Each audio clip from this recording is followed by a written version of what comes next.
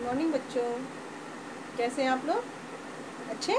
तो बच्चों, आपने पाठ 16 पत्र लेखन पढ़ा था। कल मैंने पढ़ाया था आपको। उसके बाद आपने आपके बुक में कुछ पत्र लिखे हुए हैं। उन पत्रों को आपको पढ़ना है और अपनी कॉपी पे लिखना है और याद भी करना है, ठीक है? तो आज हम आपको एक पत्र पढ़ के बताते हैं। आप पढ़िए मेरे साथ साथ, बुक अपनी ओपन कीजिए। पहला है अनौपचारिक पत्र। अनौपचारिक पत्र आपने पढ़े थे कि 2 तरह के पत्र होते हैं, औपचारिक और अनौपचारिक। तो अनौपचारिक पत्र देखिए पेज नंबर 164 पे एक पत्र है, भूकंप पीड़ितों के लिए राहत सामग्री एकत्र करने के लिए अपने मित्र की मदद मांगते हुए मित्र को पत्र लिखिए। तो देखिए, आपको मैंने बताया था कि कैसे कैसे पत्र लिखा जाता है। एक बार मैं इसको रीडिंग करती हूँ, आप ध्यान से देखिए। लिखा हुआ B15 सकरपुर नई दिल्ली 20 मई 2020। एक्सेस की जगह आप जो सन होगा वो सन लिख सकते हैं। फिर लिखा है प्रिय संजय। इसने अपने मित्र को लिख रहा है, तो इसने लिखा प्रिय संजय। इसने आज बहुत दिनों के बाद तुम्हारी बहुत याद आ रही है। साथ ही याद आ रहे हैं वो दिन जब हम एक दूसरे से अपने मन की बात बेझिझक कहकर नए नए व्यवहारिक प्रोजेक्ट किया करते थे। कभी पास की ही झोपड़पट्टी में जाकर सफाई करना, अपने क्षेत्र के निर्धन बच्चों को पढ़ाना, उनके लिए पुस्तकों के लिए पैसे एकत्र करना। सबके मना करने पर भी हम अपना पागलपन नहीं छोड़ते थे। आज फिर ऐसा ही एक काम करने की इच्छा मन में है। तुम्हारी सहायता चाहता हूँ। हाल ही में आए भूकंप के कारण प्रभावित लोगों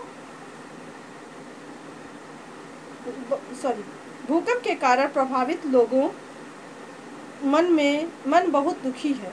मतलब यहाँ पे थोड़ा सा मिस्टेक है। आए भूकंप के कारण प्रभावित लोगों से मन बहुत दुखी है। मतलब ये भूकंप के बारे में जानता है कि इतने सारे लोग कैसे प्रभावित हुए हैं, तो ये सब सोच के वो बहुत दुखी है। उनके लिए राहत सामग्री एकत्र करना चाहता हूँ।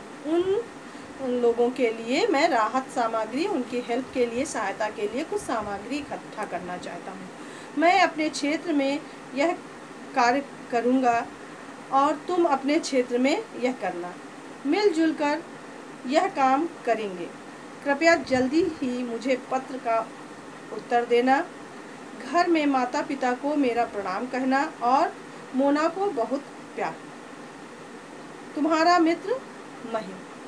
तो उसने अपने मित्र को पत्र लिखा भूकंप पीड़ितों की सहायता के लिए। ठीक है कि मैं भी करूँगा और तुम भी वहाँ पे करना। पत्र नंबर 2 देखिए। 2 नंबर है, दादाजी को पत्र लिखकर उनसे अपने स्वतंत्रता संग्राम के अनुभवों के विषय में बताने का अनुरोध कीजिए। तो देखिए क्या है लिखा है। पहले पता M460 416 C block Karol Bagh Delhi. फिर लिखा हुआ नीचे 9 जुलाई 2020। लिखिए यहाँ पे, आदरणीय दादाजी, आप जब से चाचा जी के पास गए हैं मुझे बिल्कुल भी अच्छा नहीं लगता। आपके साथ हम दोनों भाई बहन रोज घूमने जाते थे। दिन में आपसे पढ़ाई में एक कुशल अध्यापक की सी सहायता पाते थे और रात में कहानियों का आनंद लेते थे।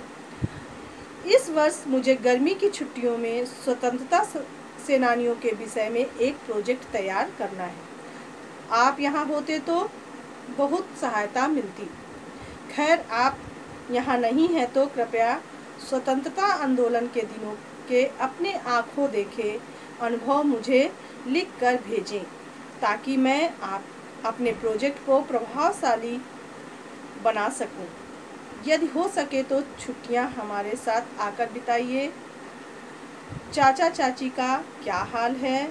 उन्हें सादर प्रणाम। मुन्नी और महेश का ढेर सारा प्यार। आपका आज्ञाकारी पोता अभिजीत दत्ता।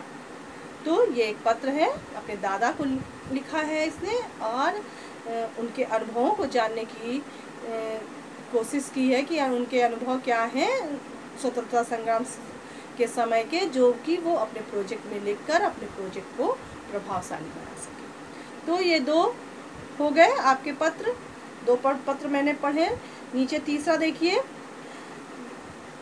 ग्रीष्म अवकाश में अपने पर्वतीय स्थल भ्रमण के संस्मरण बताने के लिए मित्र को पत्र। इसका मतलब है ग्रीष्म अवकाश मतलब जब गर्मी की छुट्टी होती है तो वो पर्वतीय स्थानों पे जो घूमने गया था उसमें जो उसने अनुभव अपने अंदर पाए या उसके अंदर जो अनुभव हैं वो अपने मित्र को बताना चाहता है, अपने मित्र को शेयर करना चाहता है इस पत्र के माध्यम से।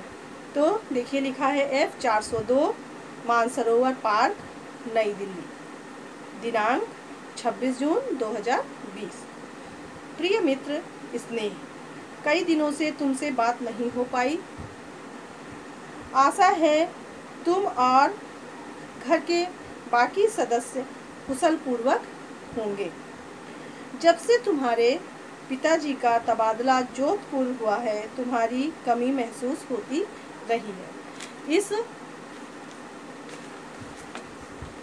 इस वर्ष मैं नैनीताल गया था। बताता है कि मैं इस साल नैनीताल गया था। मैं तुम्हें बताना चाहता हूँ कि मेरी यात्रा कितनी अच्छी रही। दिल्ली से लगभग 7-8 घंटे की यात्रा थी।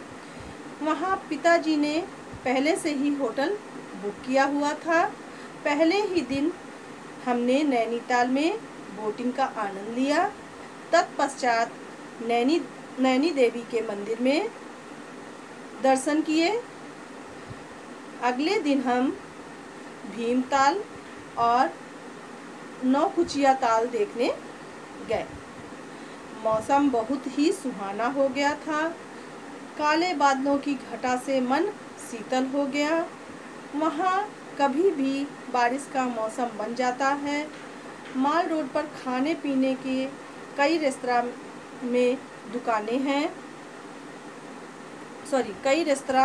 और दुकानें हैं।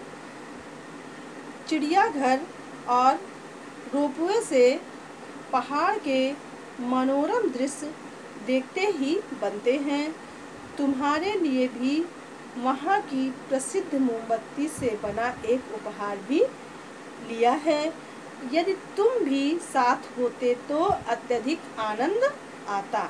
आशा है हम जल्द ही मिलेंगे। तुम्हारा अभिन्न मित्र मनन। तो बच्चों इन 3 पत्रों को मैंने पढ़ा और इन तीनों पत्रों को आपने ध्यान से देखा कि ये किसी न किसी अपने सगे संबंधियों को लिखे गए थे ना। एक तो उसने अपने मित्र को, तीसरा अपने मित्र को अपने यात्रा से संबंधित जो भी अनुभव थे वो बताने के लिए लिखा था।